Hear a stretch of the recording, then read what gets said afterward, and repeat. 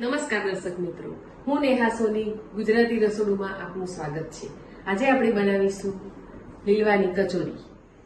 કચોરી બનાવવા માટે મેં લીલવા પહેલેથી ક્રશ કરી રાખ્યા છે। તેમાં 2 લીલા મરચાં, લસણ જોડી ક્રશ કર્યા છે, મીઠું, પ્રપન્ના મરચું, પ્રપન્ના હળદર, પ્રપન્ના ગરમ મસાલો, ખાંડ, વઘાર માટે જીરું અને તલ લીધા છે। 2 ચમચી આપણે તેલ લઈશું। તેલ ગરમ થઈ ગયું છે, એમાં આપણે જીરું નાખીશું, તલ નાખીશું,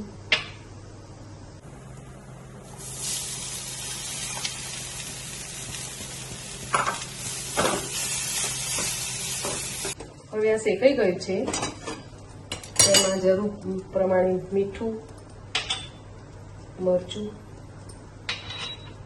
હળદર અને ખાંડ નાખીને બરાબર મિક્સ કરી દેવાનું।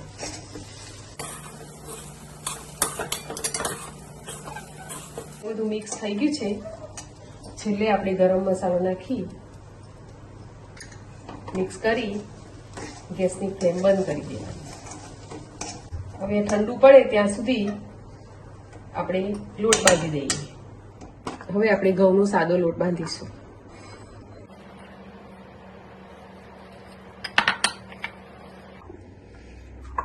કચોરી માટે લોટ રેડી થઈ ગયો છે, હવે આપણે ભરીશું।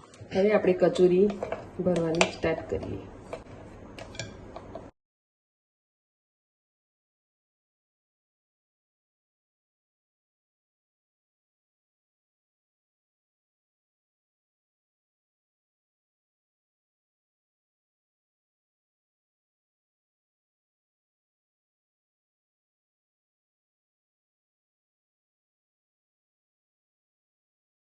હવે આ કચોરી ભરાઈ ગઈ છે, આપણે એને હવે તળીશું।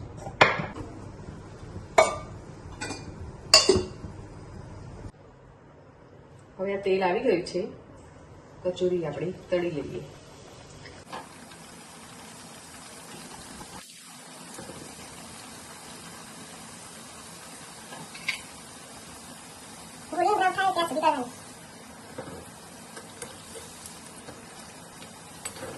આપણી કચોરી રેડી થઈ ગઈ છે, તે આપણે દહીં સાથે ખાવાની છે।